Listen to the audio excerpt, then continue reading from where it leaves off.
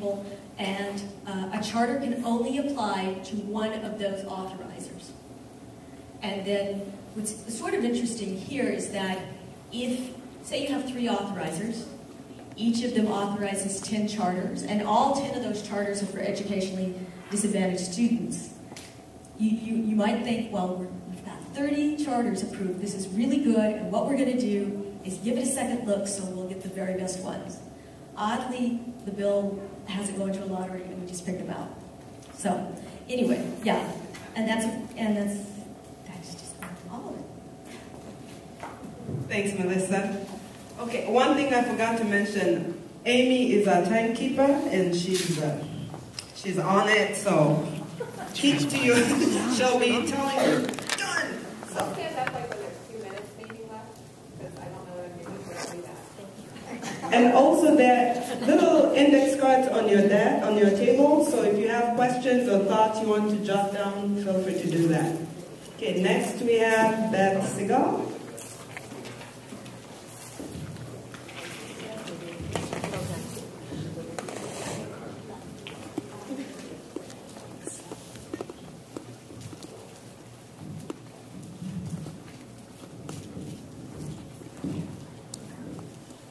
So I have a helper tonight. This is my son, Thomas, and I'm like a lot of moms. He knows a lot more about technology than I do.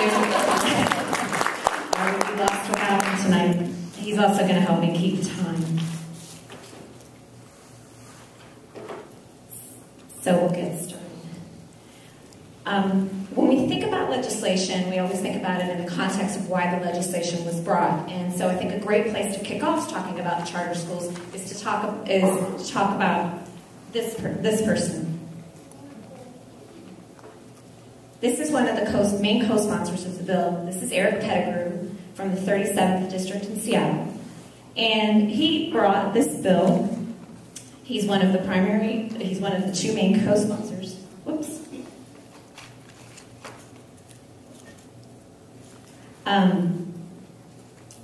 Can you X out of that? X.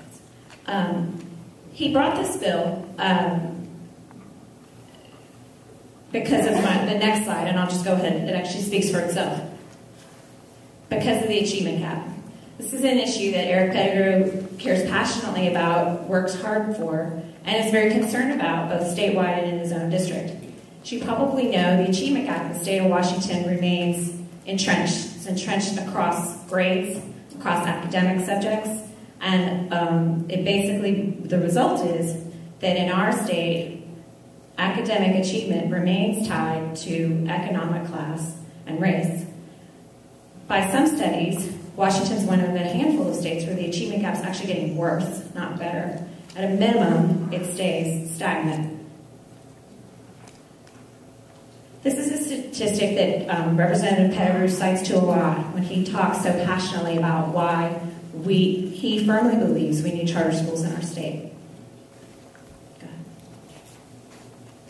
I was lucky enough to be up in Olympia when Representative Pettigrew testified in support of his bill.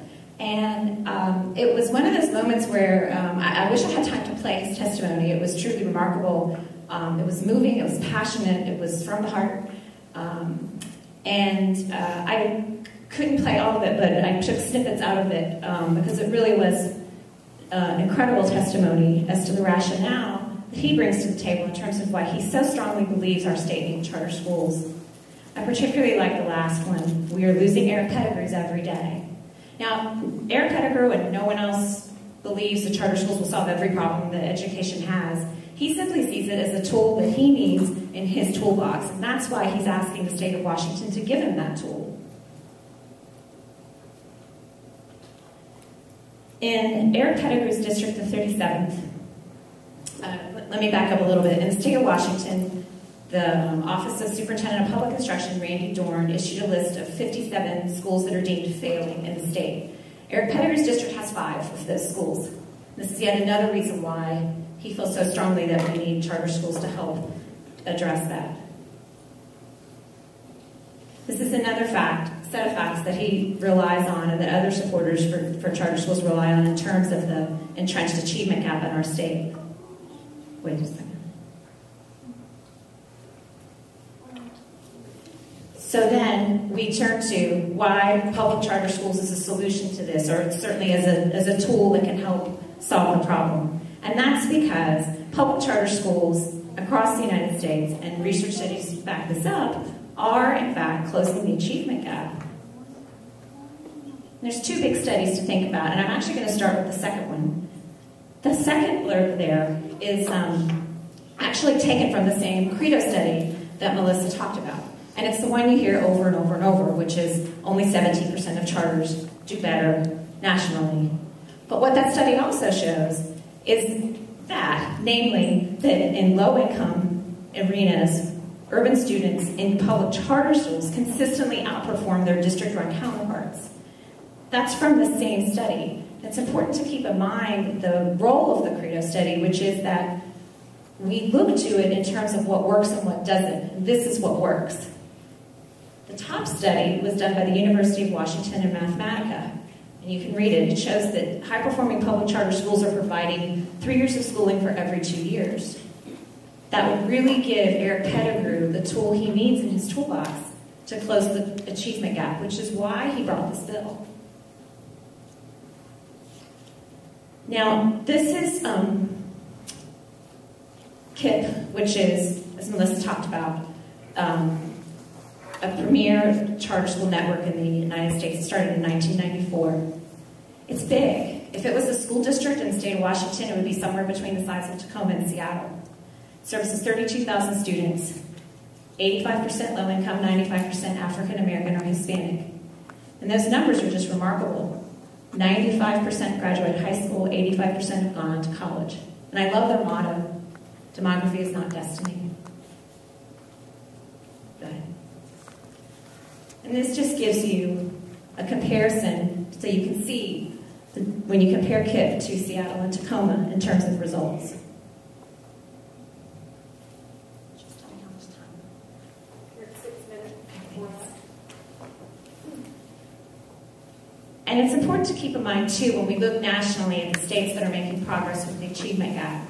Were Washington to close its achievement gap without using charter schools as part of that, we would be the only state that's ever done so. It just hasn't happened anywhere else. These are other examples of public charter schools that are closing the achievement gap.